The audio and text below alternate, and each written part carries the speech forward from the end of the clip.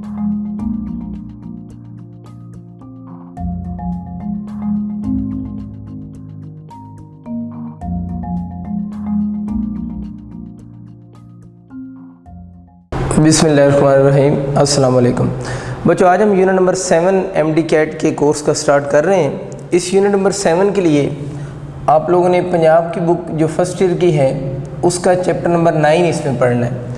Chapter number 9 complete तो include नहीं है, उसके कुछ टॉपिक इंक्लूड हैं, जिसमें एक टॉपिक है interference of light and types, यानी कंस्ट्रक्टिव और डिस्ट्रक्टिव इंटरफेरेंस जो इसकी टाइप्स हैं वो हम पढ़ेंगे। मेन टॉपिक इसमें यही है, यंग डबल स्लिट एक्सपेरिमेंट है और इसके डिफरेंट केसेस हम डिस्कस करेंगे। इसके बाद आप लोगों ने डिफ्रैक्शन को स्टडी करना है और डिफ्रैक्शन ग्रेटिंग को आप लोगों ने स्टडी करना है।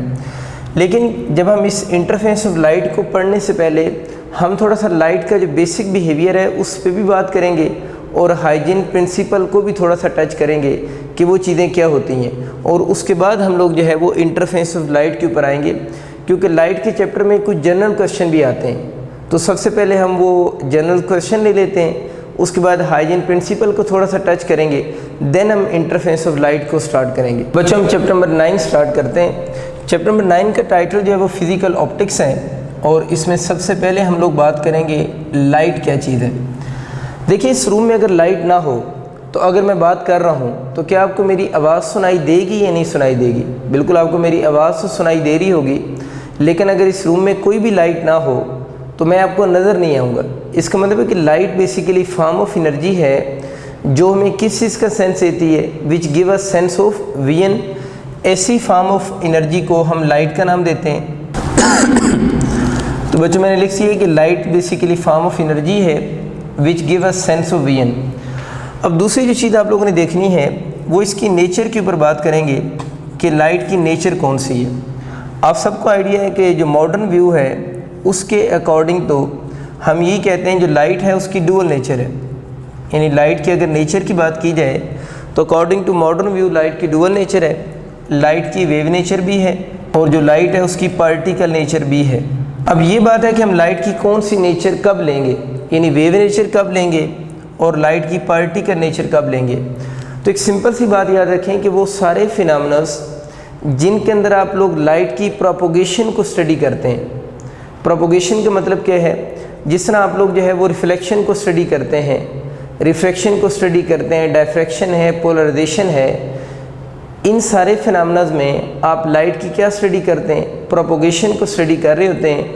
तो जिन फिनोमेनस में हम लाइट की प्रोपोगेशन को स्टडी करेंगे उन फिनोमेनस के अंदर आप लोगों ने लाइट की वेव नेचर लेनी है। मैं इस बात को लिख सकता हूँ। तो मैंने मुझे लिखा है phenomenons in which we study the propagation of light, कि वो सारे फिनोमेनस जिनके अंदर हम लाइट की प्रोपोगेशन को स्टडी करते हैं उनके अंदर हम लाइट की वेव नेचर लेते हैं। अब अगर आपका MCQ आ जाता है वह कौन से फिनोमेनस हैं जिनके अंदर लाइट की वेव नेचर होगी या जिनके अंदर हम लाइट की प्रोपोगेशन को स्टडी करते हैं, तो उनमें फेमस जो है वो रिफ्लेक्शन है, उसके बाद आपके पास रिफ्रैक्शन है, डायफ्रैक्शन है, पोलराइजेशन है, इंटरफेरेंस है। तो इस तरह के बच्चों जितने भी फिनोमेनस हैं उन सब के अंदर हम लाइट की प्रोपोगेशन को स्टडी करते हैं, तो उन सब के अंदर लाइट की वेव नेचर होगी। तो अगर आपका MCQ आता है ना, किस फिनोमेना में लाइट की वेव नेचर होगी, अगर फिनोमेनस के नाम लिखे हों तो यही वो मोस्ट कॉमन फिनोमेनस हैं जिनके अंदर लाइट की वेव नेचर होती है। अब अगर वो लाइट की पार्टिकल नेचर की बात करता है तो हम कहते हैं वो सारे फिनोमेनस जिसके अंदर हम interaction of radiation with matter study करते हैं। क्या मैंने बोला है? Interaction of radiation with matter study करते हैं, उन फिनोमेनस के अंदर लाइट की वेव नेचर होगी। तो बच्चों मैंने लिखा है phenomenons in which we study interaction of radiation with matter, कि जिसके अंदर हम interaction of radiation with matter study करेंगे उन फिनोमेनस के अंदर हम लाइट की पार्टिकल नेचर लेंगे।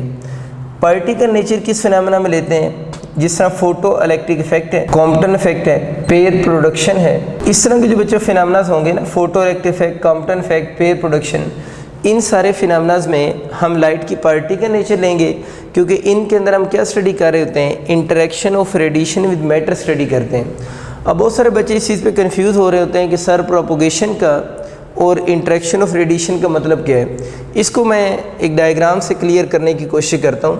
ये बच्चे यूँ समझ लें कि मैंने आप लोगों के लिए ग्लास स्लैब बना दी है और ये इसके ऊपर एक रेफरेंस लाइन ड्रॉ की है जिसको नॉर्मल भी बोलते हैं। अच्छा, ये रेफरेंस लाइन है जिसको नॉर्मल भी कहते हैं। मैं थोड़ा सा रिफ्लेक्शन आपको रिवाइज़ करवाता हूँ। रिफ्लेक्शन में क्या होता था, रिफ्लेक्शन हमारे कोर्स में नहीं, हम टॉपिक नहीं रिफ्लेक्शन पढ़ ले, बस हम ये वर्ड समझ रहे हैं। प्रोपोगेशन और interaction of radiation with matter का मतलब क्या है, यहाँ से लाइट इंसिडेंट रे है, इंसिडेंट रे ने यहाँ पर आकर स्ट्राइक किया है।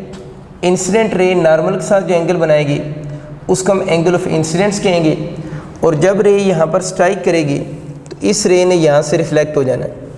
तो ये आपके पास जो फर्स्ट वन है, जो वन वाली है, वो इंसिडेंट रे है, और इस तरफ जो रे जा रही है ये आप लोगों के पास रिफ्लेक्टेड रे है, और ये एंगल ऑफ इंसिडेंस है, और ये एंगल ऑफ कौन सा होगा, रिफ्रैक्शन होगा। और हमें पता है रिफ्लेक्शन के अंदर एंगल ऑफ इंसिडेंस और एंगल ऑफ रिफ्लेक्शन आपस में इक्वल होते हैं। इस तरह हम लोगों ने रिफ्लेक्शन को पढ़ा। अगर हम इसमें फर्दर बात करते हैं रिफ्रैक्शन की, तो रिफ्रैक्शन में हम क्या कहते हैं, सपोज करें ये रेयर मीडियम है, ये डेंसर मीडियम है, और एक रे ऑफ लाइट रेयर से डेंसर मीडियम में आ रही है, और हमें पता है जब वो रेयर से डेंसर में आएगी तो वो ray of light bend towards normal होगी, तो टुवर्ड्स नॉर्मल बेंड होगी। तो ये जो हम बातें पढ़ रहे हैं, ये सब फिनोमेना में हम लाइट की प्रोपोगेशन को स्टडी कर रहे हैं। देखें, क्या हम आप लोगों ने इस टॉपिक को यूँ पढ़ा है कि जब ये लाइट ने आकर स्ट्राइक किया है तो यहाँ पर इस ग्लास के जो एटम्स होंगे, ये ग्लास के एटम्स होंगे, उन एटम्स के अंदर उसके इलेक्ट्रॉन भी होंगे। ऐसे ही है ना, ग्लास के एटम्स होंगे, उन एटम्स के अंदर उसके इलेक्ट्रॉन भी होंगे। क्या हम लोगों ने जब रिफ्लेक्शन को पढ़ रहे थे, हम लोगों ने यूँ पढ़ा है कि लाइट ने जब आकर ग्लास के ऊपर हिट किया है तो उस लाइट ने एनर्जी उस गैस के जो ग्लास है उसके इलेक्ट्रॉन को दी है, और इलेक्ट्रॉन ने एनर्जी क्या की है, ऑब्जर्व की है। अब यहाँ से इलेक्ट्रॉन क्या हो गए, एमिट हो गए, और हम इस इलेक्ट्रॉन की काइनेटिक एनर्जी वगैरह को स्टडी कर रहे हैं। क्या रिफ्लेक्शन में हम लोगों ने कुछ ऐसी बात की है कि यहाँ से लाइट आ रही है, ग्लास के जो एटम था उसके इलेक्ट्रॉन को लाइट ने एनर्जी दी है, इलेक्ट्रॉन वहाँ से एमिट हो गए, तो इस इलेक्ट्रॉन की काइनेटिक एनर्जी या डिफरेंट फीचर या इस इलेक्ट्रॉन का बिहेवियर कैसा होगा। हम लोगों ने तो ऐसी कोई बात ही नहीं की रिफ्लेक्शन में। हम लोगों ने तो कहा है कि लाइट इंसिडेंट रे है, ये रिफ्लेक्टेड रे है, और ये दोनों एंगल बराबर होंगे, या ये इंसिडेंट रे है, ये आपके पास कौन सी है, रिफ्रैक्टेड रे है, कि रेयर मीडियम से जब डेंसर में गई है तो बेंड टुवर्ड्स क्या होगी, नॉर्मल होगी। इसका मतलब है कि इनके अंदर हम इस लाइट का इंटरेक्शन विद मैटर स्टडी नहीं कर रहे, यहाँ पर हम ये कर रहे हैं कि लाइट का इंटरेक्शन विद मैटर स्टडी कर रहे हैं। तो अगर हम लाइट का इंटरेक्शन विद मैटर स्टडी करें, अब आपको समझ आएगी interaction of radiation with matter का मतलब क्या है, कि लाइट आकर स्ट्राइक करे और हम मैटर के पार्टिकल का बिहेवियर अगर स्टडी करने लग जाएं तो उस वक्त आप लोगों ने लाइट की पार्टी का नेचर लेनी है। लेकिन अगर आप ये चीज़ ना स्टडी करें, सिर्फ ये स्टडी करें इनकमिंग रे है, आउटगोइंग रे है, बेंड टुवर्ड्स नॉर्मल और बेंड अवे फ्रॉम नॉर्मल, तो this is called propagation of light. तो इन सारे फिनोमेना में आप लोगों ने लाइट की वेव नेचर लेनी है। मैंने बच्चों आपके लिए दो बहुत फेमस एमसीक्यू बोर्ड पे लिखे हैं, इनमें बस की वर्ड आप ज़रा गौर करें। इसमें लिखा था first scientist who gave the idea of wave nature of light, यानी वेव नेचर ऑफ लाइट का आइडिया किसने दिया था, कुछ ऑप्शन गिवन है। और नेक्स्ट एमसीक्यू है कि the first scientist who proved the, जिसने प्रूव किया था light to have wave nature, यानी एक है लाइट की वेव नेचर का आइडिया किसने दिया था, और दूसरा ये है कि लाइट की वेव नेचर को प्रूव किसने किया था। दोनों इंफॉर्मेशन बेस्ड एमसीक्यू हैं। तो याद रखना अगर आइडिया का वर्ड यूज़ हो जाए तो लाइट की वेव नेचर का जो आइडिया था वो फर्स्ट टाइम वो किसका था, हाइजीन्स का आइडिया था, और लाइट की वेव नेचर को जो प्रूव किया था वो यंग्स ने प्रूव किया था अपने बहुत फेमस एक्सपेरिमेंट में, जिसे हम पढ़ेंगे, यंग डबल स्लिट एक्सपेरिमेंट है। तो आइडिया किसका है, हाइजीन्स का। The first scientist who gave the idea of wave nature of light वो हाइजीन्स है, और जो प्रूव किया था वो किसने किया था, यंग्स ने प्रूव किया था। इसमें जो मैक्सवेल लिखा हुआ है ना, मैक्सवेल ने भी नेचर ऑफ लाइट के बारे में अपनी थ्योरी दी थी 1873 के अंदर। मैक्सवेल ने ये कहा था कि लाइट की जो वेव्स होती हैं ना, light waves are electromagnetic waves. अगर आपका ये एमसीक्यू आता है ना कि light waves are electromagnetic waves, तो ये जो इलेक्ट्रोमैग्नेटिक वर्ड है ये फर्स्ट टाइम किसने यूज़ किया था, मैक्सवेल ने यूज़ किया था। और मैक्सवेल ने ये कहा था कि light waves are electromagnetic waves, इसके ऊपर मैं डिटेल से डिस्कस कर चुका हूँ। इलेक्ट्रोमैग्नेटिक वेव्स क्या होती हैं, इनके अंदर इलेक्ट्रिक और मैग्नेटिक फील्ड वेक्टर दोनों होते हैं। And their oscillations are perpendicular to the direction of wave or energy. ये हम लोगों ने इसके बारे में ऑलरेडी पढ़ चुके हैं। अच्छा, ये हमें आइडिया हो गया कि मैक्सवेल ने नेचर ऑफ लाइट क्या बताई थी। इसने कहा था कि light waves are electromagnetic waves, या आप कह सकते हैं they are electromagnetic in nature. और इसने अपना आइडिया 1873 में दिया था। यहाँ पर दो और बहुत फेमस नाम लिखे हुए हैं, एक न्यूटन का नाम है और एक आइंस्टाइन का नाम है। न्यूटन और आइंस्टाइन दोनों के अकॉर्डिंग, इसके अकॉर्डिंग भी जो लाइट है उसकी पार्टिकल नेचर थी, न्यूटन के अकॉर्डिंग भी जो लाइट है उसकी पार्टिकल नेचर है। मैंने लिखा है कि आइंस्टाइन के अकॉर्डिंग भी लाइट की पार्टिकल नेचर है और न्यूटन के अकॉर्डिंग भी लाइट की पार्टिकल नेचर है। आइंस्टाइन कहता है कि light consist of particles and those particles are called photons. तो आइंस्टाइन ये कहता है कि लाइट है पार्टिकल नेचर और लाइट के जो पार्टिकल्स हैं उनका नाम फोटॉन्स है। जो न्यूटन है, न्यूटन के अकॉर्डिंग भी लाइट की पार्टिकल नेचर है और न्यूटन उन पार्टिकल्स को नाम देता है कर्पसल्स का। तो बच्चों दोनों आप लोगों ने बातें याद रखनी कि दोनों के अकॉर्डिंग लाइट की पार्टिकल नेचर है। आइंस्टाइन कहता है कि light consist of particles called photons, Newton के अकॉर्डिंग उन पार्टिकल का नाम जो है वो कर्पसल्स है। लेकिन दोनों इस चीज़ पे बिलीव करते हैं कि जो लाइट है उसकी कौन सी नेचर है, पार्टिकल नेचर ही है। और ये दो इन्फॉर्मेशन आपको आइडिया होगी कि लाइट की वेव नेचर का आइडिया किसका था और लाइट की वेव नेचर को प्रूव किसने किया था। अब बच्चों कुछ मैंने ऐसे MCQ आप लोगों के लिए बोर्ड पे लिखे हैं जो तकरीबन सारी ही यूनिवर्सिटीज़ में नंबर ऑफ टाइम रिपीट हो चुके हैं। तो आए एक दफ़ा इनको रिवाइज कर लेते हैं। मैं लिखा है blue colour of sky is due to, कि ब्लू कलर ऑफ स्काई किस वजह से है। इसके डिफरेंट ऑप्शन उसने लिखे हुए हैं, पोलराइजेशन, इंटरफेरेंस, डायफ्रैक्शन, स्कैटरिंग। तो अब देखना है कि जो स्काई का ब्लू कलर है, हमें स्काई ब्लू ही नज़र आता है, उसकी वजह बेसिकली क्या है। उसकी जो बेसिक रीज़न है वो स्कैटरिंग है। इन स्काई का जो ब्लू कलर है वो स्कैटरिंग की वजह से है। अब स्कैटरिंग की वजह से क्यों है या स्कैटरिंग क्या चीज़ है, इसको ज़रा डिटेल से स्टडी करते हैं। आप लोगों ने की याद रखनी, जो स्कैटरिंग का फिनोमेना है ना, ये जो तीनों फिनोमेनास है ना, पोलराइजेशन, इंटरफेरेंस एंड डिफ्रैक्शन, ये सारे फिनोमेनास वेव नेचर ऑफ लाइट के हैं। ये फिनोमेनास वेव नेचर ऑफ लाइट के हैं। स्कैटरिंग जो फिनोमेना है वो पार्टिकल नेचर ऑफ लाइट का है। यानी स्कैटरिंग जो फिनोमेना है वो वेव नेचर ऑफ लाइट का नहीं है, स्कैटरिंग जो फिनोमेना है वो पार्टिकल नेचर ऑफ लाइट का है। इसमें एक दो और इन्फॉर्मेशन अपने पास नोट कर लें। जो किसी वेव के अंदर वेव करैक्टर होता है ना, यानी किसी वेव के अंदर जो वेव करैक्टर होता है उसका वेवलेंथ का डायरेक्ट रिलेशन होता है। मीन अगर किसी वेव की वेवलेंथ लॉन्गर है तो इसका मतलब क्या है, उसमें वेव करैक्टर ज़्यादा है। और जिस वेव की वेवलेंथ कम है उसमें वेव करैक्टर फिर कम है। वेव करैक्टर कम होने का मतलब क्या है कि उसमें फिर पार्टिकल करैक्टर क्या है, ज़्यादा है। तो हम कह सकते हैं कि अगर वेव करैक्टर का वेवलेंथ साथ डायरेक्ट रिलेशन है तो पार्टिकल करैक्टर जो होगा, पार्टिकल करैक्टर का फिर वेवलेंथ के साथ कौन सा होगा, इन्वर्स रिलेशन होगा। और जो स्कैटरिंग हम पढ़ रहे हैं, स्कैटरिंग में भी पार्टिकल नेचर ऑफ लाइट है, तो हम कह सकते हैं स्कैटरिंग का भी वेवलेंथ के साथ फिर कौन सा होगा, इन्वर्स रिलेशन होगा। अगेन रिवाइज कर रहा हूँ, स्कैटरिंग में पार्टिकल नेचर ऑफ लाइट हम यूज़ करते हैं और पार्टिकल नेचर का वेवलेंथ के साथ इन्वर्स रिलेशन है। तो हम ये भी तो कह सकते हैं जो स्कैटरिंग है, स्कैटरिंग पार्टिकल नेचर को शो करती है, तो इसका भी वेवलेंथ के साथ कौन सा होगा, इन्वर्स रिलेशन होगा। तो इसके तो और बड़े MCQ बन सकते हैं। आप ज़रा विजिबल लाइट पे आप गौर करें ना, विजिबल लाइट क्या होती है, वेव गायर होती है, VIB, ये आपको सबको याद है। वेव गायर, violet, indigo, blue, green, yellow, orange, red.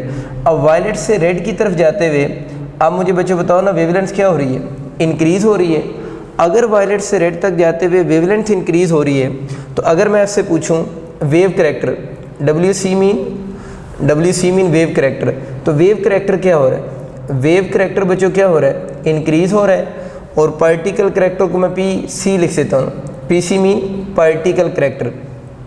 तो उधर जाते हुए अगर वेवलेंथ बढ़ रही है तो पार्टिकल करैक्टर का तो वेवलेंथ साथ इन्वर्स रिलेशन है, तो पार्टिकल करैक्टर क्या हो रहा होगा, डिक्रीज़ हो रहा होगा।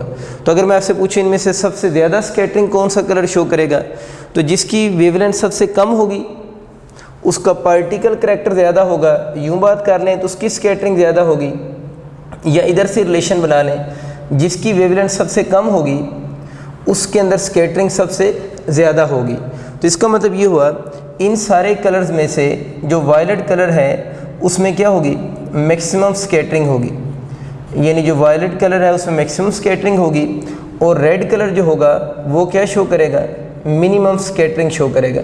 तो बच्चों थोड़ी सी बातें आप लोगों ने स्कैटरिंग के बारे में सीख ली कि वेव करैक्टर का किसके साथ रिलेशन है, और विजिबल लाइट के अगर एमसीक्यू आ जाते हैं कि किस कलर में वेव करैक्टर ज़्यादा है, किस कलर में पार्टिकल करैक्टर ज़्यादा है, तो आप इन फार्मूला से वो बता सकते हैं कि वेव करैक्टर किसका ज़्यादा है, पार्टिकल करैक्टर किसका ज़्यादा है, या स्कैटरिंग कौन सा कलर कम शो करेगा और कौन सा कलर ज़्यादा स्कैटरिंग शो करेगा। अब हम बच्चों बात करते हैं स्काई की ना। सपोज करें ये आपका जो है वो अर्थ है, और ये मैंने अर्थ का एटमॉस्फेयर शो किया हुआ है, और यहाँ से आपकी वाइट लाइट आ रही है सन से, और जैसे ही वो लाइट एटमॉस्फेयर में एंटर होगी तो उस लाइट की स्कैटरिंग शुरू हो जाएगी। ठीक है, जब उस लाइट की स्कैटरिंग शुरू हो जाएगी तो आप लोगों ने दो बातें याद रखनी है, जो शॉर्टर वेवलेंथ वाले कलर हैं और लॉन्गर वेवलेंथ वाले कलर्स हैं। शॉर्टर वेवलेंथ वाले कलर्स में हमेशा ब्लू कलर डोमिनेट करता है, और लॉन्गर वेवलेंथ वाले कलर्स में जो कलर डोमिनेट करता है वो रेड कलर डोमिनेट करेगा। शॉर्टर में ब्लू और लॉन्गर में कौन सा, रेड कलर डोमिनेट करेगा। अब जैसे ही लाइट यहाँ पर आकर स्ट्राइक करेगी उस लाइट की स्कैटरिंग शुरू हो जाएगी। तो जो कलर अर्थ के ऊपर फॉल कर रहा होगा उस वक्त, हमें यहाँ से आइडिया तो है ना कि जो अर्थ के ऊपर फॉल कर रहा है, अगर इन्हीं को कंपेयर किया जाए तो ये वाला जो कलर होगा इसमें स्कैटरिंग सबसे ज़्यादा हो रही है, और इस वाले में स्कैटरिंग सबसे क्या हो रही है, लीस्ट हो रही है। यानी ये वाला जो है इसमें मैक्सिमम स्कैटरिंग है, एस मीन स्कैटरिंग, और इसमें जो है वो लीस्ट स्कैटरिंग हो रही है। तो इसका मतलब ये होगा कि जो अर्थ के ऊपर फॉल कर रहा होगा उसमें मैक्सिमम स्कैटरिंग होगी, और हमें पता है कि स्कैटरिंग का वेवलेंथ के साथ इन्वर्स रिलेशन है, तो जिसकी वेवलेंथ कम होगी उसकी स्कैटरिंग ज़्यादा होगी ना, यानी जिसकी वेवलेंथ कम है उसमें स्कैटरिंग ज़्यादा होगी। तो शॉर्टर वेवलेंथ वाले कलर में हम तो डोमिनेटिंग कलर्स की बात करते हैं, तो शॉर्टर में डोमिनेट कौन कर रहा है, ब्लू, तो ब्लू कलर की वेवलेंथ कम है तो फिर इसमें स्कैटरिंग क्या होगी, ज़्यादा होगी। तो इसका मतलब है कि ये वाला आपका जो कलर होगा वो कौन सा होगा, ब्लू कलर होगा, और जिसकी सबसे लीस्ट स्कैटरिंग है वो वाला कलर आप लोगों का रेड कलर होगा। तो ये चीज़ आप लोगों ने याद रखनी है कि कलर ऑफ स्काई जो ब्लू है वो स्कैटरिंग की वजह से है, और इस ब्लू कलर की स्कैटरिंग है, मुझे बताएं ना, मिनिमम हो रही मैक्सिमम, इस ब्लू कलर की मैक्सिमम स्कैटरिंग हो रही है, जिसकी वजह से ये अर्थ के ऊपर इस वक्त क्या कर रहा है, फॉल कर रहा है, और आपको जो स्काई का कलर नज़र आ रहा है वो ब्लू कलर है। आपका ये भी एमसीक्यू आ सकता है कि blue colour of sky is due to minimum scattering of blue colour और maximum scattering of blue colour, इस तरह के भी क्वेश्चन आ सकते हैं। तो हम कहते हैं स्काई का जो ब्लू कलर जब हमें नज़र आता है तो वो ब्लू कलर की मैक्सिमम स्कैटरिंग की वजह से नज़र आएगा। कुछ बच्चे इसमें कंफ्यूज हो रहे हैं कि सर आपने वायलेट और इंडिगो को क्यों डिस्कस नहीं किया। असल में जो शॉर्टर वेवलेंथ वाले कलर्स हैं उनमें जो कलर डोमिनेट करता है कलर्स की प्रॉपर्टी की बेस पे वो ब्लू कलर ही डोमिनेट करता है। या इसके अलावा अगर हम और इसकी बात करें तो देखिए विजिबल लाइट का जो वेवलेंथ का पैटर्न है वो 400 नैनोमीटर से लेकर 700 नैनोमीटर तक है। इन 300 वेवलेंथ्स के अंदर जो मैक्सिमम पोर्शन ऑफ वेवलेंथ है वो शॉर्टर वेवलेंथ में किसके पास है, ब्लू के पास है, और लॉन्गर वेवलेंथ में मैक्सिमम जो वेवलेंथ्स हैं वो किसके पास हैं, रेड के पास हैं। ये भी हम रीज़न दे रहे होते हैं कि जो शॉर्टर में फिर डोमिनेट कौन करेगा, ब्लू, और लॉन्गर में जो डोमिनेट करेगा वो रेड डोमिनेट करेगा। तो ये में आइडिया हो गया कि स्काई का कलर ब्लू किस वजह से है, और किस कलर की स्कैटरिंग सबसे मैक्सिमम हो रही है, और किस कलर की एटमॉस्फेयर में स्कैटरिंग सबसे लीस्ट हो रही है। आगे चलते हैं, एक और बहुत फेमस एमसीक्यू लिखा हुआ है, if there would have been no atmosphere, ठीक है, अगर कोई एटमॉस्फेयर ही ना हो, then the colour of sky would seem to be, तो फिर कलर ऑफ स्काई कौन सा होगा ना। देखिए अगर आपके पास कोई एटमॉस्फेयर ही नहीं होगा, एटमॉस्फेयर ही नहीं होगा तो ये स्कैटरिंग ही नहीं होगी ना। देखिए जब यहाँ पर स्कैटरिंग ही नहीं हो रही तो ये कोई भी कलर जो होगा वो अर्थ की तरफ नहीं आ रहा होगा। जब कोई भी कलर अर्थ की तरफ नहीं आएगा तो कलर ऑफ स्काई फिर आपको क्या नज़र आएगा, ब्लैक नज़र आएगा, क्योंकि कलर जो आ रहे हैं अर्थ की तरफ, जो ब्लू कलर इस वक्त आ रहा है वो किसकी वजह से आ रहा है, वो स्कैटरिंग की वजह से तो आ रहा है। अगर स्कैटरिंग ही नहीं हो रही तो कोई भी कलर अर्थ की तरफ नहीं आएगा, और कलर ऑफ स्काई आपको क्या नज़र आएगा, ब्लैक नज़र आएगा। बहुत फेमस एमसीक्यू। एक इसी से मिलता जुलता और बहुत अच्छा एमसीक्यू मैंने लिखा है, ड्यूरिंग सनसेट, ठीक है ना, शाम के वक्त sky seems to be red, आपको स्काई रेड नज़र आता है। It is due to the reason at that time, उस वक्त क्या हो रहा होता है कहते हैं उस वक्त क्या ब्लू कलर स्कैटर लीस्ट कर रहा होगा और रेड कलर स्कैटर मोस्ट कर रहा होगा। तो ज़्यादातर स्टूडेंट्स को ये रीज़न नज़र आती है कि ऐसे ही होगा, क्योंकि हमें दिन को ब्लू स्काई नज़र आता है। उसकी वजह क्या है कि ब्लू कलर ज़्यादा स्कैटर कर रहा है। तो शाम को अगर हमें रेड नज़र आता है, इसका मतलब होगा रेड कलर स्कैटर मोस्ट करेगा और ब्लू कलर स्कैटर फिर कम कर रहा होगा, इसलिए रेड डोमिनेट कर जाएगा। तो स्काई का कलर हमें रेड नज़र आ रहा होगा। बज़ाहिर ये बात तो बिल्कुल ठीक लगती है, लेकिन ये रॉन्ग कंसेप्ट है। उसकी वजह यह है स्कैटरिंग का जो तल्लक है वो तो वेवलेंथ के साथ है। अब ये तो नहीं होता कि शाम को ब्लू कलर की वेवलेंथ ज़्यादा हो जाती है। ही लिखा है ना कि ब्लू कलर स्कैटर लीस्ट, इसका मतलब ये हो कि शाम को अगर हम बात करें तो ब्लू कलर की वेवलेंथ ज़्यादा हो जाएगी तो उसकी स्कैटरिंग कम हो जाएगी। तो ब्लू कलर की वेवलेंथ तो फिक्स है, वो कम या ज़्यादा तो नहीं हो रही ना। इसका मतलब है कि आपके डे का टाइम हो, ठीक है, या आपका इवनिंग का टाइम हो, ड्यूरिंग सनसेट की वो बात कर रहा है, तो उस वक्त की बात हो रही हो, जो कलर्स हैं उनकी वेवलेंथ तो फिक्स है। कलर की वेवलेंथ फिक्स होने का मतलब ये है कि रेड और ब्लू की वेवलेंथ आपस में इंटरचेंज तो नहीं हो रही ना। इसका मतलब कि किसी भी वक्त अगर बात की जाए तो स्कैटरिंग किस में ज़्यादा होगी, जिसकी वेवलेंथ कम होगी। तो इसका मतलब कि ब्लू की वेवलेंथ कम है तो उसकी स्कैटरिंग ज़्यादा होगी, रेड की वेवलेंथ ज़्यादा है तो उसमें स्कैटरिंग कम होगी। तो ये वाले दोनों ऑप्शन आप चूज़ नहीं कर सकते, ठीक होगी बात। अगर ये दो नहीं चूज़ कर सकते तो बाकी कौन सा ऑप्शन, चार ही बच जाता है, ये दोनों ही रॉन्ग हैं, तो फिर करेक्ट ऑप्शन कौन सा होगा, डेल्टा होगा। एक तो इस बात को आप यूँ ईजिली समझ सकते हैं, जो मैंने आपको लॉजिक दी है कि जो बोल रहे हैं ना स्कैटर लीस्ट और स्कैटर मोस्ट, इसका मतलब तो ये है कि वेवलेंथ इंटरचेंज हुई है। वेवलेंथ तो इंटरचेंज हुई नहीं है, तो इस बात का मतलब फिर क्या है कि ये दोनों कंसेप्ट रॉन्ग हैं। तो फिर बाकी ऑप्शन हमारे पास क्या बचता है, डेल्टा ही बच जाता है। डेल्टा में क्या लिखा हुआ है, डेल्टा में लिखा है red colour scatter least and blue most, जो हम बात कर रहे हैं, क्योंकि वेवलेंथ तो फिक्स है, जिसकी वेवलेंथ कम है उसकी में स्कैटरिंग ज़्यादा होगी। तो ब्लू में मोस्ट स्कैटरिंग हो रही है और रेड में स्कैटरिंग लीस्ट हो रही है। एक तो ये इस एमसीक्यू को आप इस तरह भी एनालिसिस करके इसका आंसर कर सकते हैं। इसकी एक और रीज़न भी आप दे सकते हैं। देखिए क्या होगा, अर्थ जो है वो सन के अराउंड रिवॉल्व कर रही है ना। अर्थ जो है वो सन के अराउंड क्या कर रही है, रिवॉल्व कर रही है। सपोज करें आपके पास यहाँ से पर सन है इस वक्त, ठीक है। अब क्या हो रहा है कि इस जगह पर आप यूँ समझ लें कि कोई कंट्री है जहाँ पर डे का टाइम है और यहाँ पर जो कंट्री है वहाँ पर सनसेट का टाइम है। ये हो रहा होता है ना, किसी एक कंट्री में डे का टाइम होता है, किसी एक कंट्री में सनसेट, मतलब आपके पास सनसेट का टाइम हो रहा होता है, किसी जगह मॉर्निंग हो रही होती है। तो आप इस बात को यूँ समझें, अब यहाँ से सन की लाइट आ रही है और इस जगह पर स्कैटरिंग शुरू हुई। जब इस जगह पर स्कैटरिंग शुरू हुई तो इस तरफ जो कलर फॉल कर रहा है वो कौन सा कलर आ रहा है, ब्लू, क्योंकि उसमें ज़्यादा स्कैटरिंग हो रही है। और उधर आगे जो कलर जा रहा है, आगे की तरफ कलर जो मूव कर रहा है वो कौन सा कलर होगा, रेड कलर नहीं होगा। तो रेड कलर उस तरफ क्यों गया है, क्योंकि उसमें स्कैटरिंग क्या हो रही है, लीस्ट स्कैटरिंग हो रही है। तो एक ही वक्त में जो सन से लाइट आ रही होगी, इस जगह पर जो लोग होंगे उनको स्काई ब्लू नज़र आ रहा होगा, और इस जगह पर जो लोग होंगे, इस जगह पर जो लोग होंगे जहाँ पर सनसेट हो रहा है, उनको स्काई का कलर क्या नज़र आएगा, रेड नज़र आएगा। तो यहाँ पर जो लोग हैं उनको स्काई का कलर जो रेड नज़र आ रहा है, यहाँ पर जो लोग हैं उनको स्काई का कलर जो रेड नज़र आ रहा है, वो रेड नज़र आने की वजह क्या, इस रेड कलर का ये जो लिखा हुआ है रेड कलर स्कैटर मोस्ट, क्या रेड कलर इस जगह पर इस वजह से गया है, वो स्कैटर मोस्ट हुआ है। अगर यहाँ पर स्कैटरिंग हुई है, रेड कलर मोस्ट स्कैटर होता तो रेड को तो कहीं इधर आना चाहिए था ना, कि ज़्यादा स्कैटर होता तो इस तरफ आता ना, उस तरफ वो क्यों गया है, क्योंकि वो स्कैटर क्या हुआ है, लीस्ट हुआ है। तो इस बात को आप यूँ भी समझ सकते हैं कि अगर आप एक ही वक्त में सोचें कि कुछ कंट्रीज़ में डे का टाइम या मॉर्निंग का टाइम होगा, कुछ कंट्री में सनसेट का टाइम होगा, ठीक है। तो जहाँ पर सनसेट का टाइम होगा वहाँ से लाइट जो जा रही होगी वो रेड जो कलर है उसकी लीस्ट स्कैटरिंग की वजह से जा रही होगी। तो इसलिए हम ये कहते हैं कि ड्यूरिंग सनसेट आपको जो स्काई का कलर रेडिश सा नज़र आता है, वो रेड कलर उसमें लीस्ट स्कैटर हो रहा है। ये आपको क्लियर हो गया।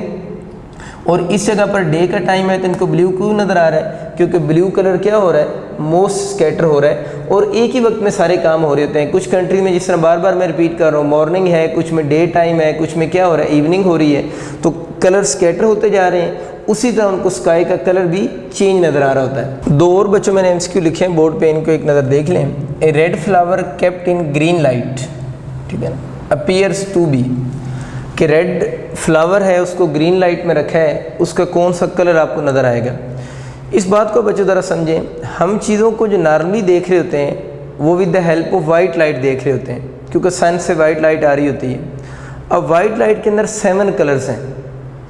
अब वाइट लाइट अगर किसी सरफेस के ऊपर फॉल करती है और वो सरफेस आपको येलो नज़र आ रही है, वाइट लाइट ने किसी सरफेस के ऊपर फॉल, किसी ऑब्जेक्ट के ऊपर फॉल किया और वो ऑब्जेक्ट आपको येलो नज़र आ रहा है, इसका मतलब ये हुआ कि वो जो ऑब्जेक्ट है उसने बाकी सारे कलर्स अब्जॉर्ब कर लिए हैं। जिस कलर का ऑब्जेक्ट आपको नज़र आ रहा है ना, जो कि येलो आपको नज़र आ रहा है, उसने येलो कलर को रिफ्लेक्ट कर दिए।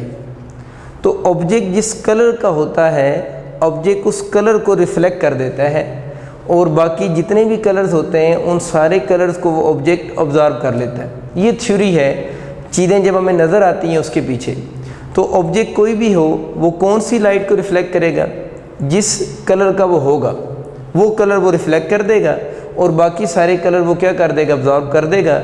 अब वाइट लाइट के अंदर तो 7 कलर्स हैं, तो अगर वो ऑब्जेक्ट येलो है तो आप लोगों ने उसके ऊपर लाइट फॉल की, उसने बाकी सारे ऑब्जर्व कर लिए, येलो उसने आपको वापस कर दिया और आपको लगा कि वो ऑब्जेक्ट है जो आपको नज़र आ रहा है उसका कलर कौन सा है, येलो कलर है।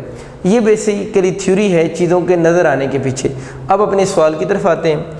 इसमें कह रहा है एक रेड कलर का फ्लावर है।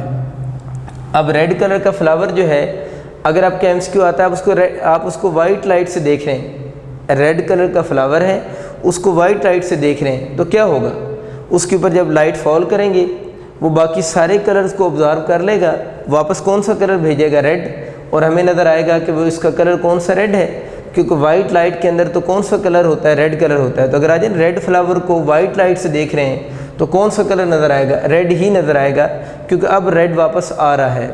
लेकिन यहाँ कुछ और स्टोरी है। यहाँ पर वो कह रहे हैं कि red flower kept in green light, कि रेड फ्लावर को उसने किस लाइट में रखा है, ग्रीन लाइट में रखा है। अब ये ग्रीन लाइट एक मोनोक्रोमेटिक लाइट है।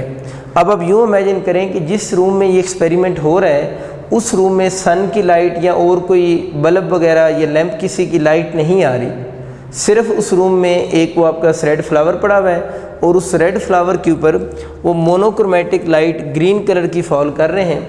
अब हमें पता है कि अगर वो रेड फ्लावर है तो उसके ऊपर जैसे ही ग्रीन लाइट फॉल करेंगे तो उसने तो ग्रीन लाइट को ऑब्जर्व कर लेना है, क्योंकि रेड जो है वो किस कलर को वापस भेजेगा, सिर्फ रेड को ना। अगर उसके ऊपर आप ग्रीन लाइट फॉल करोगे तो ग्रीन लाइट को तो उसने ऑब्जर्व कर लेना है। जब ग्रीन लाइट को वो ऑब्जर्व कर लेगा, ग्रीन लाइट को वापस भेजेगी ही नहीं, तो फिर आपको वो रेड फ्लावर कैसा नज़र आना चाहिए, ब्लैक नज़र आएगा। तो इसका ऑप्शन डेल्टा होगा ना, कि अगर हम रेड फ्लावर को ग्रीन लाइट से देखें तो वो क्या नज़र आएगा, ब्लैक। ठीक है, रेड फ्लावर को अगर येलो लाइट से देखें तो फिर क्या नज़र आएगा, ब्लैक। तो रेड फ्लावर ने रेड कब नज़र आना है, दो ही बातें, रेड फ्लावर ने रेड उस वक्त नज़र आना है, या एक बात तो कंफर्म है ना कि रेड उसने कब नज़र आना है, जब वो रेड को रिफ्लेक्ट करेगा। यूँ सोच लो ना, ज़्यादा आसान हो जाएगा, जब वो रेड को रिफ्लेक्ट करेगा। अब रेड वो रिफ्लेक्ट करने की दो मेन पॉसिबिलिटीज़ हैं। पहली पॉसिबिलिटी क्या है कि आप उसको रेड लाइट से देखें, आप उसके ऊपर रेड लाइट फॉल करवाएं, रेड वो रिफ्लेक्ट कर देगा तो रेड फ्लावर आपको रेड ही नज़र आएगा, क्योंकि रेड तो रिफ्लेक्ट करता है। या फिर जो मैं पहले बता रहा था, आप उसके ऊपर वाइट लाइट फॉल करवाओ, वाइट लाइट के बाकी सारे कलर भी क्या हो जाएंगे, अब्जॉर्ब हो जाएंगे, तो जो वापस कलर आएगा अगेन वो रेड वापस आ जाएगा और उसका कलर हमें रेड नज़र आएगा। तो रेड फ्लावर रेड यूजली कब नज़र आ सकता है, जब उसको रेड लाइट से देखें या फिर आप वाइट लाइट से देखें। अब रेड फ्लावर को किसी भी दूसरी मोनोक्रोमेटिक लाइट से देखें, ग्रीन से देखें, येलो से देखें, ऑरेंज से देखें, इंडिगो से देखें, ब्लू से देखें, तो उसने कैसा नज़र आना है, रेड फ्लावर ने आप लोगों को ब्लैक ही नज़र आना है। तो बहुत सिंपल सा क्वेश्चन आपको आइडिया हो चुका है। नेक्स्ट क्वेश्चन है कि twinkling of stars is due to. Twinkling of stars का मतलब ये होता है, बल्कि आप लोगों ने पोइम भी सुनी होगी ना बचपन में, ट्विंकल ट्विंकल लिटिल स्टार, उस वक्त आप भी स्टार सब थे, आजकल भी आप स्टार ही हैं। तो वो जो स्टार्स की ट्विंकलिंग हो रही होती है ना, उसका मतलब क्या है ना, देखिए ट्विंकलिंग ऑफ स्टार का मतलब है रात को कभी आप आसमान पे देखें ना, तो स्काई के ऊपर आपको जो स्टार्स हैं वो कभी लाइट ऑन होती है, कभी उनकी लाइट जा रही होती है। तो वहाँ पाकिस्तान वापडा वाले तो नहीं है ना कि लोड शेडिंग हो जाए। तो स्टार आपको कभी ग्लो करता हुआ नज़र आता है, कभी लगता है वो ग्लो नहीं कर रहा, बुझ गया है ना, फिर ग्लो करता है, फिर बुझ गया है। वो कहते हैं इसकी वजह क्या है, वो जो स्टार की ट्विंकलिंग है, ऑन ऑफ होना कह सकता हूँ चलें, उसकी वजह क्या है ना, कहते उसकी वजह कंस्ट्रक्टिव इंटरफेरेंस की वजह से होगा। क्या उसकी रीज़न डिस्ट्रक्टिव इंटरफेरेंस होगा, या दोनों कंस्ट्रक्टिव और डिस्ट्रक्टिव इंटरफेरेंस उसका रिजल्ट होते हैं। तो बहुत सारे बच्चे जल्दी में ये सोचते हैं कि दोनों रिजल्ट होंगे, क्योंकि जब कंस्ट्रक्टिव इंटरफेस होगा उस वक्त हमें वो ब्राइट नज़र आ रहा होगा, और जब डिस्ट्रक्टिव इंटरफेस होगा उस वक्त वो ऑफ हो चुका होगा। ऑफ वैसे समझाने के लिए बोल रहा हूँ, मतलब उस वक्त वो हमें नज़र उसकी लाइट नहीं आ रही होगी। तो इसकी रीज़न कंस्ट्रक्टिव या डिस्ट्रक्टिव इंटरफेस नहीं है, बल्कि इसकी जो रीज़न है, ये बहुत फेमस MCQ आपको याद भी है, वो non uniform density of atmosphere है। Non uniform density of atmosphere का मतलब ये है, जब वो आपको नज़र आ रहा होता है ना स्टार की लाइट, उस वक्त उसके सामने जो एटमॉस्फेयर होता है वो थिन होता है, और उस थिन एटमॉस्फेयर में से उसकी लाइट पास कर जाती है। लेकिन जब वो स्टार आपको नज़र नहीं आ रहा होता, उस वक्त क्या हो रहा होता है कि उसके सामने बहुत थिक एटमॉस्फेयर आ जाता है, और एटमॉस्फेयर इतना थिक आ जाता है कि उस एटमॉस्फेयर में से उसकी लाइट पास नहीं करती। और जब उस एटमॉस्फेयर में से उसकी लाइट पास नहीं करेगी तो हमें वो जो स्टार होगा वो ऐसे ही लगेगा कि अभी वो लाइट अपनी शो नहीं कर रहा। तो इसका मतलब है कि ट्विंकलिंग ऑफ स्टार जो है उनका ऑन ऑफ होना, it is basically due to non uniform density of atmosphere है। और जो स्टार आपको फील होता है कभी लाइट दे रहा है कभी लाइट नहीं दे रहा, अदरवाइज़ अगर वो स्टार है वो तो कांस्टेंट लाइट क्या कर रहा है, एमिट कर रहा है, क्योंकि उसके ऊपर जो है वो न्यूक्लियर फ्यूजन रिएक्शन कंटिन्यू है। अब अच्छा हम बात करते हैं वेव फ्रंट्स क्या होते हैं और इनकी टाइप्स कितनी है। वेव फ्रंट को आप यूँ समझ सकते हैं कि सपोज करें ये आपका एक सोर्स ऑफ लाइट है, और ये लाइट का सोर्स है, तो इससे वेव्स इमिट हो रही होंगी। अगर वेव्स इमिट हो रही हैं, चलिए मैं एक दो वेव्स यहाँ पर बना देता हूँ। सपोज करें इस तरह ये वेव्स इमिट कर रहे हैं, ठीक है। अब हमें पता है कि ये अगर वेव इमिट हो रही है तो यहाँ से वेव शुरू हो रही है, इसके बाद यहाँ पर जाकर वेव कंप्लीट होगी। इस पॉइंट का जो फेज़ होगा, अगर मैं उसको रेडियन में लिखूँ तो कितने रेडियन होगा, 2π रेडियन होगा। अब ये वेव सिर्फ इस तरफ तो नहीं जा रही ना, ये वेव ऊपर भी जा रही है, इस तरफ भी जा रही है, 3 डायमेंशन में जा रही है ना।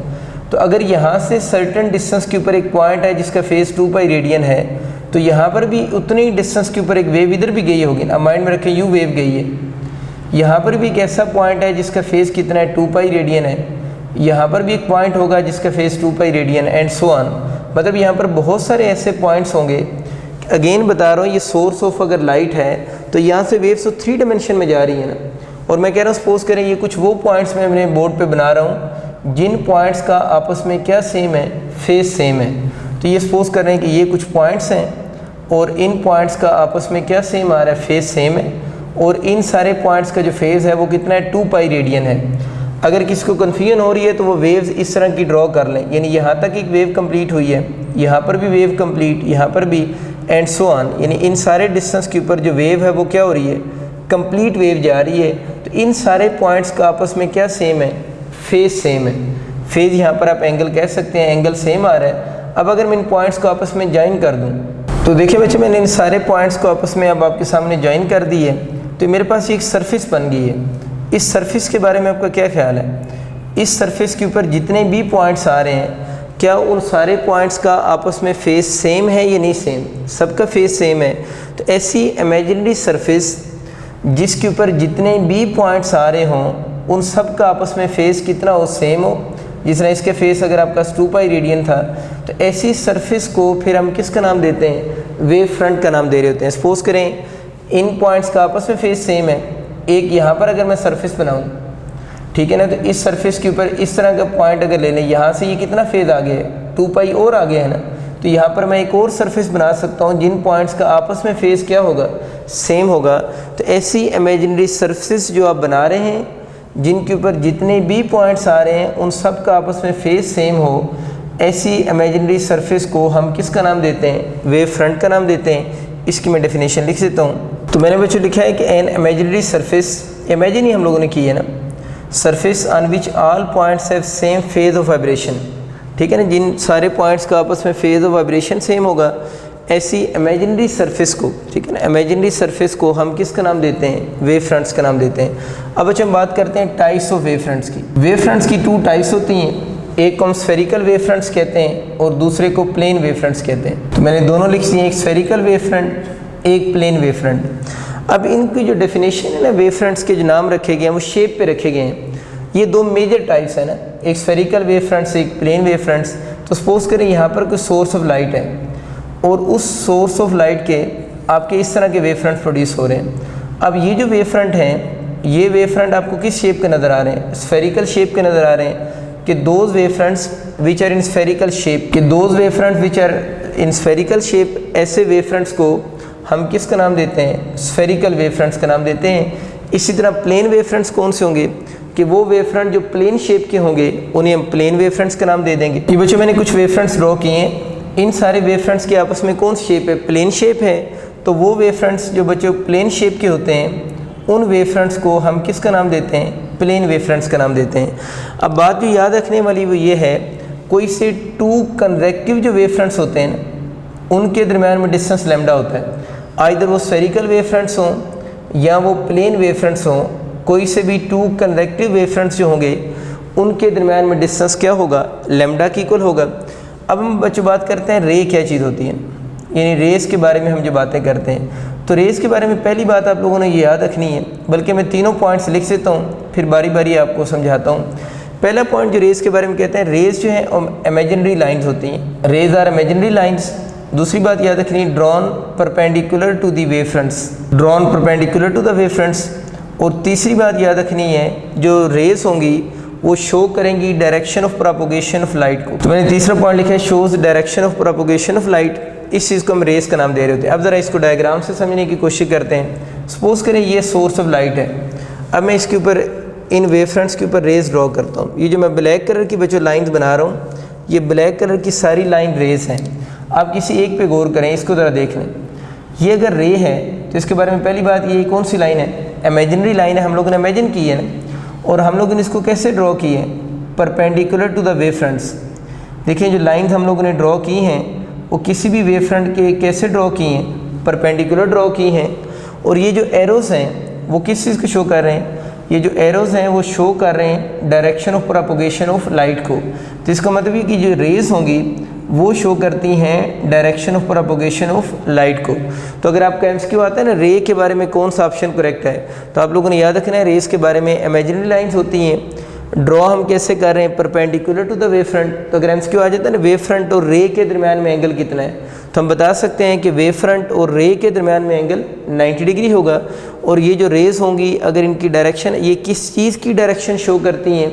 अगर ये एमसीक्यू आ जाए तो आप लोगों ने याद रखना है कि rays shows direction of propagation of light, यानी लाइट की प्रोपगेशन की डायरेक्शन जो है वो रेस शो कर रही होती है। मैंने बच्चों आपके लिए एमसीक्यू बोर्ड पे लिखा है, इस एमसीक्यू को बाद में डिस्कस करते हैं। एक छोटा सा कंसेप्ट पहले सीखते हैं। अगर आपका एमसीक्यू आ जाए ना कि वेव फ्रंट ऑफ सन, ये आपका एमसीक्यू आ जाता है कि वेव फ्रंट ऑफ सन कौन से होंगे, और आपके पास अगर इतना एमसीक्यू आ जाए ना वेव फ्रंट ऑफ सन क्या होंगे, तो आप लोगों ने इसका ऑप्शन चूज़ करना है स्फेरिकल। ठीक है ना, वेव फ्रंट ऑफ सन कहेगा तो आप लोगों ने स्फेरिकल ही कहना है, क्योंकि सपोज करें ये सन है तो सन अपने अराउंड अपने जो वेव फ्रंट बनाएगा वो कौन से होंगे? स्फेरिकल इन शेप होंगे। लेकिन अगर आपका एमसीक्यू ये थोड़ा चेंज होकर आ जाए, यूँ आ जाए कि wave front of sun appear on earth, तो अगर ये एमसीक्यू आ जाए ना wave front of sun appear on earth, तो फिर आप लोगों ने इसका ऑप्शन स्फेरिकल नहीं चूज़ करना, फिर आप लोगों ने इसका ऑप्शन जो है वो प्लेन चूज़ करना, यानी फिर प्लेन वेव फ्रंट्स होंगे। अब ये कैसे पॉसिबल हो गया कि एक चीज़ स्फेरिकल थी और उसके बाद हम बोल रहे हैं कि ये प्लेन वेव फ्रंट्स हैं? इसको आप एक एग्जांपल समझें। देखिए कभी ऐसा हुआ है कि आप अपने घर से बाहर निकलें, लॉकडाउन में तो वैसे बाहर कम ही निकल रहे हैं, चले निकल आए थोड़ी देर के लिए, तो आप कभी रोड पे खड़े हुए हों या F9 पार्क चले जाएं या किसी जगह चले जाएं और आप अर्थ को देखें तो अर्थ आपको स्फेरिकल लग रही हो। अर्थ आपको स्फेरिकल नहीं लग रही होती। क्यों अर्थ स्फेरिकल नहीं लगती? हालांकि अर्थ स्फेरिकल है, ठीक है, हम अज्यूम करते हैं स्फेरिकल है। मैं उस चीज़ की तरफ नहीं जा रहा है कि इसकी शेप एलिप्टिकल है या इसकी शेप ज्वाइड शेप है, वो तो ज़ाहिर हम सर्कुलर मोशन में इस तरह की बातें करते हैं ना। हम इमेजिन यही करते हैं कि अर्थ की जो शेप है वो स्फेरिकल है। तो क्या कभी अर्थ आपको स्फेरिकल फील हुई है? अर्थ में कभी भी स्फेरिकल नहीं लगती।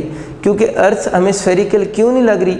क्योंकि अर्थ का साइज़ इतना बड़ा है और हम उसका छोटा सा एक पैच स्टडी कर रहे हैं, और वो जो छोटा सा पैच होगा वो तो आपको क्या नज़र आना है? प्लेन ही नज़र आना है। सेम कंसेप्ट अगर आप यहाँ पर अप्लाई करें, देखिए ये सन का वेव फ्रंट है, सन की लाइट, सन के वेव फ्रंट जो आगे प्रोपोगेट करते जा रहे हैं, ये सन के वेव फ्रंट आगे प्रोपोगेट करते जा रहे हैं, तो सन के जो वेव फ्रंट का साइज़ है वो क्या होता जा रहा है? इंक्रीज़ होता जा रहा है। अब सन की लाइट जब अर्थ के ऊपर आएगी तो अर्थ तक सन की लाइट को आते हुए तकरीबन 8 मिनट एंड 20 सेकंड्स लग जाते हैं। यानी सन की लाइट को 8 मिनट एंड 20 सेकंड लग जाते हैं और लाइट कितना फास्ट मूव कर रही है, 3 लाख किलोमीटर डिस्टेंस ट्रेवल कर रही है जस्ट विद इन 1 सेकंड। तो ज़रा इमेजिन करो कि इसका जो वेव फ्रंट होगा वो कितना बड़ा हो चुका होगा। अब अगर आप अर्थ के ऊपर हैं, सपोज करें आप ये अर्थ के ऊपर हैं और इसका एक वेव फ्रंट आप तक पहुंच रहा है, तो ये अगर वेव फ्रंट आप तक पहुंच रहा है तो आप तो इस वेव फ्रंट का इतना सा ही पोर्शन स्टडी कर सकेंगे। यानी सन के जब वेव फ्रंट अर्थ के ऊपर आएंगे तो आप तो इनका ये छोटा सा पोर्शन ही स्टडी कर सकेंगे। अब ये कहेंगे नहीं सर हम यहाँ तक स्टडी करते हैं, तो असल में इशू ये हो रहा है कि वेव फ्रंट का साइज़ इतना बड़ा हो चुका हुआ है कि आप जितना मर्जी बड़ा सन का वेव फ्रंट स्टडी करने की कोशिश करेंगे, उस वेव फ्रंट ने आपको क्या अपीयर होना है, प्लेन ही अपीयर होना है। इसकी बिल्कुल वही रीज़न है कि जब आप घर से बाहर निकलते हैं अर्थ आपको प्लेन नज़र आती है, जितना मर्जी आप छत पे खड़े होकर देखें। क्यों प्लेन नज़र आती है? अर्थ का साइज़ बहुत बड़ा है। आप उसका जितना मर्जी बड़ा पैच देख लें, अर्थ के ऊपर रहते हुए वो आपको प्लेन ही नज़र आना है। सेम केस सन के वेव फ्रंट का भी है। इतना बड़ा वेव फ्रंट का साइज़ हो चुका होता है कि जब आप उसको अर्थ के ऊपर देखते हैं तो वो आपको प्लेन ही नज़र आता है। तो अब आपको समझ आ गया कि वेव फ्रंट ऑफ सन अगर इतना MCQ आ जाए स्फेरिकल, अगर आ जाए wave front of sun appear on earth, तो फिर क्या अपीयर होंगे, प्लेन। तो प्लेन वेव फ्रंट्स फिर क्या होते हैं? तो मैं कह सकता हूँ ना, जो प्लेन वेव फ्रंट्स होते हैं, मैं पूरी बात लिख देता हूँ, जो प्लेन वेव फ्रंट होते हैं वो स्मॉल पार्ट होते हैं उस स्फेरिकल वेव फ्रंट्स का। मैंने बच्चों लिखा है प्लेन वेव फ्रंट्स क्या होते हैं, स्मॉल पार्ट ऑफ क्या होंगे, स्फेरिकल वेव फ्रंट का होंगे। कि अगर हम स्फेरिकल वेव फ्रंट का स्मॉल पार्ट ले लें तो वो प्लेन वेव फ्रंट बन जाते हैं। ठीक है, तो ये बेसिकली है तो पूरा वेव फ्रंट स्फेरिकल तो होगा ना, लेकिन आप इसका एक स्मॉल सा पार्ट देख रहे हैं जो आपको क्या अपीयर हो रहा है, प्लेन अपीयर हो रहा है। तो यहाँ से ये कंसेप्ट भी बन जाता है कि जो किसी चीज़ के अगर वेव फ्रंट स्फेरिकल हो तो सर्टेन डिस्टेंस के ऊपर जब आप उससे थोड़े दूर चले जाते हैं तो वो आपको फिर क्या अपीयर होना शुरू हो जाते हैं, प्लेन अपीयर होना शुरू हो जाते हैं। इसी से मिलता जुलता ऊपर एक MCQ भी लिखा हुआ है, इसको भी जल्दी से देख लें। लिखा है near a source we have, near a source we have, और नियर ए पॉइंट सोर्स लिखने ज़्यादा बेहतर है। ठीक है, near a point source we have, किसी पॉइंट सोर्स के करीब जो आपके पास होंगे कौन से वेव फ्रंट्स होंगे, तो किसी भी पॉइंट सोर्स के करीब जो वेव फ्रंट्स होंगे वो तो स्फेरिकल ही होने चाहिए। कि एक्सपोज करें ये कोई पॉइंट सोर्स है, इसके तो वेव फ्रंट कौन से होंगे, स्फेरिकल ही होंगे। जब जनरल सोर्स वर्ड लिखा हुआ ना और उसके साथ ना बताया गया वो कौन सा सोर्स है, तो आप खुद से माइंड में पॉइंट सोर्स ही लेकर आएंगे। इसलिए मैंने खुद से पॉइंट लिख दिए। पेपर में पॉइंट यूजुअली लिखा हुआ नहीं होता, लेकिन जब ना भी लिखा हुआ तो हम उसको पॉइंट सोर्स खुद से इमेजिन कर लेते हैं। ठीक है, यानी बहुत एक छोटा सा स्मॉल सोर्स ऑफ लाइट है, जिसमें छोटी सी LED है, यूँ समझ लो ना, स्मॉल LED को वो पॉइंट सोर्स बोल रहा है। और ये कब पॉइंट सोर्स सोचना है, जब सोर्स के साथ उसकी नेचर ना लिखी हुई हो। तो खैर नियर ए पॉइंट सोर्स या near a source of light कौन से वेव फ्रंट होंगे, स्फेरिकल। नियर तो स्फेरिकल होते हैं ना, जिस तरह ये सोर्स सन भी होता तो सन के करीब तो उसके वेव फ्रंट स्फेरिकल ही थे। आगे लिखे वाइल एट इन्फिनिटी, यानी उससे बहुत दूर चले जाएं। इन्फिनिटी मीन्स अगर उससे बहुत दूर चले जाएं तो आप सन से भी जब बहुत दूर गए हो या किसी पॉइंट सोर्स, इसकी जगह पॉइंट सोर्स बना लो, उस पॉइंट सोर्स से भी जब आप बहुत दूर जाओगे तो क्या होगा, वी हैव, आपको कौन से वेव फ्रंट्स मिलेंगे, उसके अब आपको प्लेन वेव फ्रंट्स मिलना शुरू हो जाएंगे। तो बात आप लोगों ने याद रखनी कि किसी सोर्स के करीब जो वेव फ्रंट होते हैं, सन हो या कोई और पॉइंट सोर्स हो, तो वो कौन से होंगे, स्फेरिकल होंगे, लेकिन उससे बहुत दूर जो होंगे वो प्लेन होंगे। तो रिस्पेक्टिवली वर्ड उसने लिखा हुआ है, इसका मतलब है ऑर्डर वाइज चूज़ करना है, तो पहले स्फेरिकल फिर प्लेन। तो आपका करेक्ट ऑप्शन कौन सा बनेगा, बीटा ऑप्शन करेक्ट होगा। तो यहाँ से एक और चीज़ आप लोगों ने बच्चों ये सीख ली कि जो पॉइंट सोर्स होता है, पॉइंट सोर्स के वेव फ्रंट भी स्फेरिकल होते हैं और लार्ज डिस्टेंस के ऊपर आपको क्या अपीयर होंगे, प्लेन अपीयर होंगे। इसी तरह अगर ट्यूब लाइट की हम बात करें ना कि ट्यूब लाइट के वेव फ्रंट्स कैसे होंगे, तो अब ज़रा खुद सोचो, ट्यूब लाइट खुद किस शेप की है, सिलेंड्रिकल शेप की है। अगर वो खुद सिलेंड्रिकल शेप की है तो उसके वेव फ्रंट्स भी सिलेंड्रिकल शेप के ही होंगे। तो अगर पूछते हैं बच्चों ट्यूब लाइट के वेव फ्रंट्स किस शेप के होंगे, तो ट्यूब लाइट के वेव फ्रंट जो होंगे वो सिलेंड्रिकल वेव फ्रंट्स होंगे, यानी सिलेंड्रिकल शेप के होंगे। तो याद रखना कि there are so many types of wave fronts. हम यूजुअली दो ही डिस्कस करते हैं, एक प्लेन वेव फ्रंट्स डिस्कस करते हैं और एक हम स्फेरिकल वेव फ्रंट्स की ज़्यादा बात कर रहे होते हैं। एक और बहुत इंपॉर्टेंट चीज़ बच्चे सीखते हैं, कन्वर्जन ऑफ वेव फ्रंट्स ना। Conversion of wave fronts mean कैसे कि प्लेन वेव फ्रंट को स्फेरिकल में कैसे कन्वर्ट करेंगे और स्फेरिकल वेव फ्रंट को, स्फेरिकल टू प्लेन का मतलब वेव फ्रंट वर्ड नहीं लिख रहा, मीनिंग इसकी यही है कि स्फेरिकल वेव फ्रंट को प्लेन वेव फ्रंट्स में कैसे कन्वर्ट करेंगे। ये जो लाइन शो हो रही है ना बच्चे, इनको तो हम रेज ऑफ लाइट बोलते हैं ना। तो अगर ये रेज ऑफ लाइट इस तरह आपस में पैरेलल हो ना, यानी रेज ऑफ लाइट इस शेप की हो, पैरेलल रेज हों, तो पैरेलल रेज शो करती हैं बेसिकली प्लेन वेव फ्रंट्स को, WF में लिख सकता हूँ, प्लेन वेव फ्रंट को शो कर रही हैं। और अगर इस तरह की रेज ऑफ लाइट हो ना, ठीक है ना, तो ये वाली जो रेज ऑफ लाइट की शेप होती है ये होती है स्फेरिकल वेव फ्रंट के लिए। ये आप लोगों ने वैसे भी याद रखनी है, क्योंकि वेव फ्रंट तो हम लोग वो पूरी डायग्राम ड्रॉ करते हैं ना, तो ये रेज को देखकर भी हम बता सकते हैं कि ये स्फेरिकल वेव फ्रंट बना रही हैं या प्लेन वेव फ्रंट्स बना रही हैं, ठीक है। तो ये जब आपको इस तरह की पैरेलल रेज किसी जगह नज़र आएंगी वो प्लेन वेव फ्रंट को शो करेंगी, और ये जो शेप होगी रेज की अगर आपको इस शेप की नज़र आएंगी तो वो कौन सी होंगी, स्फेरिकल वेव फ्रंट को वो रेज शो कर रही होंगी। मैं कहना ये चाह रहा हूँ कि सपोज करें अगर आपका एमसीक्यू यूँ आ जाता है, वो कहता है ये एक सोर्स ऑफ लाइट है, उसकी ये रेज यूँ बन जाती है, ये आपका एमसीक्यू आ गया। वो कहता है एक सोर्स ऑफ लाइट, इसकी ये वाली रेज है, तो बताएं इसके वेव फ्रंट स्फेरिकल होंगे तो प्लेन होंगे, तो हम बोलेंगे इसके जो वेव फ्रंट होंगे उनकी शेप इन रेज के साथ मैच कर रही है ना, तो ये जो वेव फ्रंट होंगे वो स्फेरिकल होंगे, these are spherical wave fronts. और अगर आपसे कहता है कि सोर्स ऑफ लाइट है और उसकी जो रेज हैं वो इस तरह बन रही हैं, तो बताएं इसके वेव फ्रंट कौन से होंगे, तो हम बोलेंगे इसके जो वेव फ्रंट होंगे वो प्लेन वेव फ्रंट्स होंगे। तो आपको बात क्लियर हो चुकी होगी जो मैं कहना चाह रहा हूँ कि आपको इस तरह की वेव्स की जो शेप्स होती है उसको देखकर भी आप बता सकते हैं, ये जो रेज की शेप होती है, वेव बोल रहा हूँ, रेज की जो शेप होती है उसको देखकर भी बता सकते हैं वो स्फेरिकल वेव फ्रंट को शो कर रही हैं या वो प्लेन को शो कर रही हैं। ये स्फेरिकल की शेप, ये प्लेन वेव फ्रंट की शेप। क्लियर होगी बात। सवाल की तरफ आते हैं कि प्लेन वेव फ्रंट को स्फेरिकल वेव फ्रंट में कैसे कन्वर्ट करेंगे। तो ये प्लेन वेव फ्रंट्स हैं, तो आप लोगों ने एमसीक्यू में ये बात याद रखनी है कि अगर हम प्लेन वेव फ्रंट के पाथ में कन्वेक्स लेंस प्लेस कर दें, जो कन्वेक्स लेंस होता है ना उसको हम कन्वर्जिंग लेंस भी कहते हैं। तो अगर हम प्लेन वेव फ्रंट के पाथ में कन्वेक्स लेंस प्लेस कर दें तो कन्वेक्स लेंस क्या करेगा, इन रेज को बेंड कर देगा अपने फोकस के ऊपर। इसका मतलब ये हुआ कि जो प्लेन वेव फ्रंट से वो इस शेप में आ गए, तो आप कह सकते हैं प्लेन वेव फ्रंट कन्वर्ट हो गए किस में, स्फेरिकल वेव फ्रंट्स में। तो अगर आपका एमसीक्यू आता है कि प्लेन वेव फ्रंट को स्फेरिकल वेव फ्रंट में कैसे कन्वर्ट करेंगे, आप लोगों ने ये चूज़ करना है कि हम प्लेन वेव फ्रंट के पाथ में अगर कन्वेक्स लेंस या कन्वर्जिंग लेंस को प्लेस कर दें तो then plane wave front convert into spherical wave fronts. बहुत आसान सी बात, जैसे कन्वेक्स लेंस प्लेस करना है। इसी तरह अगर आपका एमसीक्यू आ जाता है कि स्फेरिकल वेव फ्रंट को प्लेन वेव फ्रंट्स में कैसे कन्वर्ट करेंगे, तो देखिए सपोज करें ये एक पॉइंट सोर्स ऑफ लाइट है। अभी हम लोगों ने देखा था कि पॉइंट सोर्स कौन से वेव फ्रंट प्रोड्यूस करता है, स्फेरिकल वेव फ्रंट प्रोड्यूस करता है। तो देखिए ये इस पॉइंट सोर्स की मैंने रेज बना दी है, और ये जो रेज की शेप होती है ये आपको पता है किसकी होती है, स्फेरिकल वेव फ्रंट की होगी।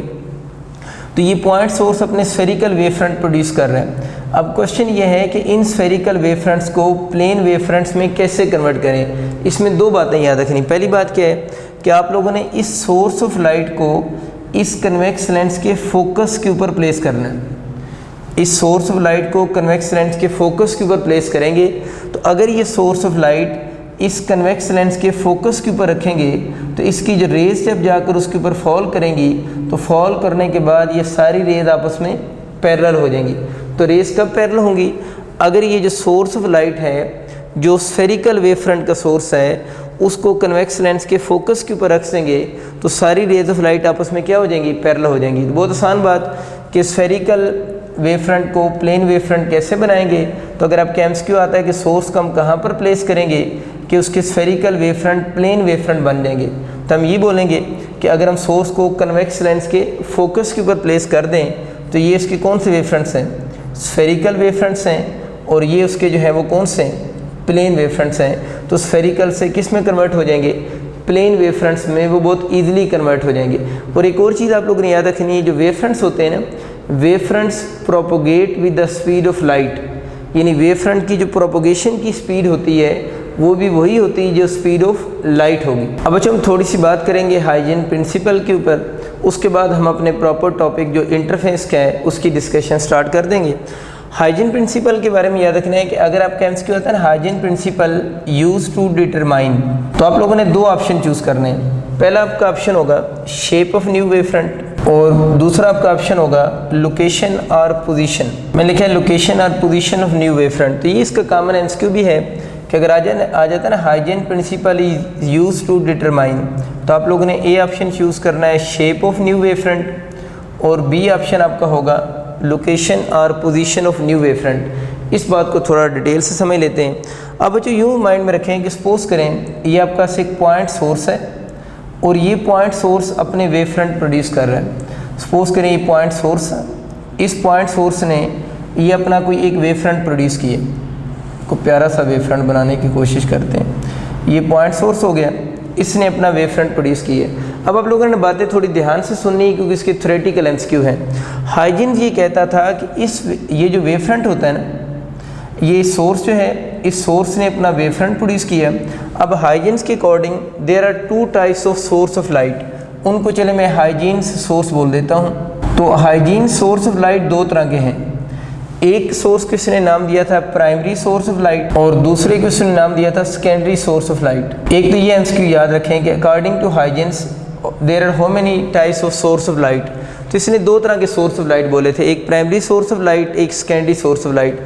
प्राइमरी सोर्स ऑफ लाइट जो होता है ना, ये बेसिकली जो होता है वो ओरिजिनल सोर्स ऑफ लाइट को ही कहता है। ओरिजिनल सोर्स ऑफ लाइट जो होगा वो प्राइमरी सोर्स होगा, और जो प्राइमरी सोर्स होगा इसका एमसीक्यू आ रहा होता है कि प्राइमरी सोर्स प्रोड्यूस क्या करेगा।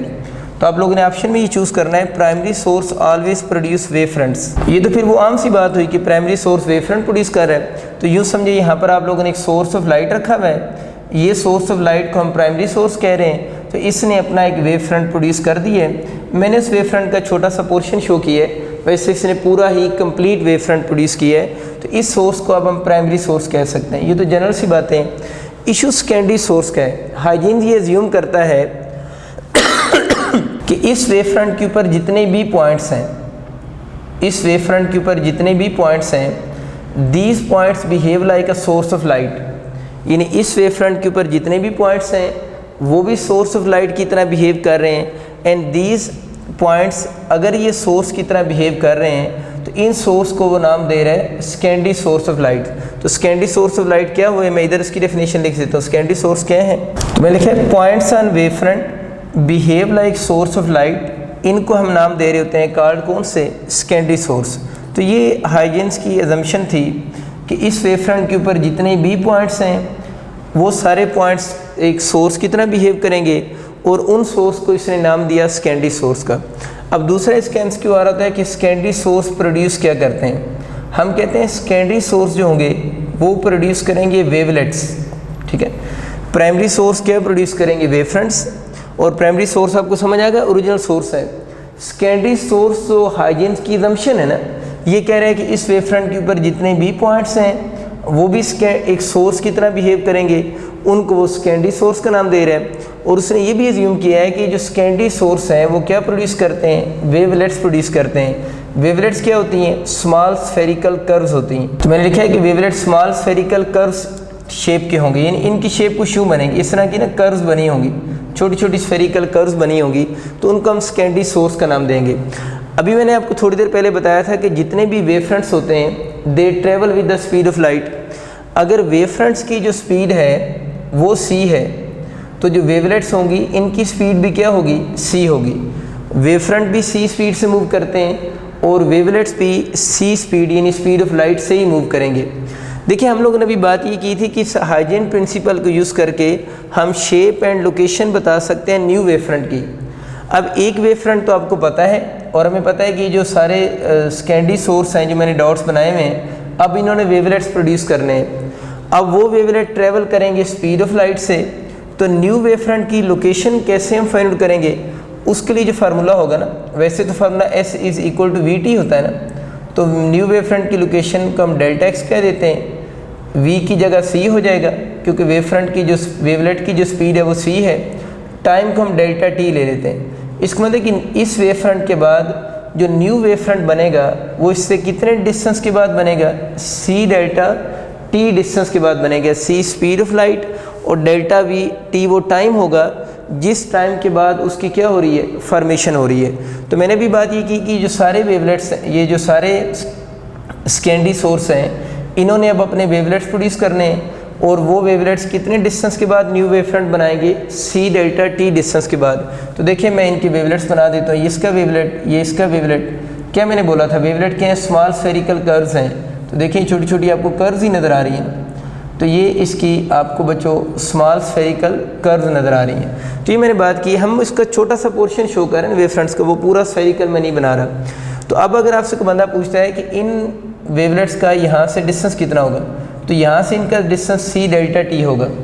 लेकिन अगर इस न्यू ये जो वेवलेट्स हैं, या अभी हम इनको न्यू वेव फ्रंट में कन्वर्ट कर देंगे, इनका सोर्स से डिस्टेंस पूछे, ये तो इस वेवलेट से इनका डिस्टेंस है ना, तो सोर्स का यहाँ से यहाँ तक का टाइम t है ना, तो अगर इनका सोर्स से आपसे डिस्टेंस पूछे ये डिस्टेंस कितना है, तो वो डिस्टेंस बन जाएगा c into T plus delta T हो जाएगा। ये थोड़ी सी बात याद रखनी है कि इस वेव फ्रंट से न्यू वेव फ्रंट का डिस्टेंस c डेल्टा टी है, लेकिन अगर सोर्स से न्यू वेवलेट का वेव फ्रंट का डिस्टेंस पूछे तो c into T plus delta T होगा।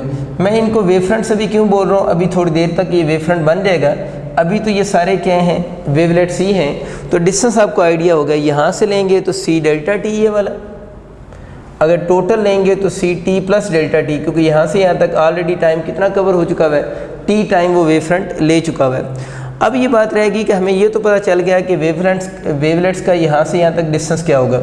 अब इशू ये आ रहा है कि इस न्यू वेव फ्रंट, अभी वेव फ्रंट तो बने ही नहीं है, अभी तो ये सारे वेवलेट्स हैं, तो shape of new wave front हम कैसे फाइंड करेंगे।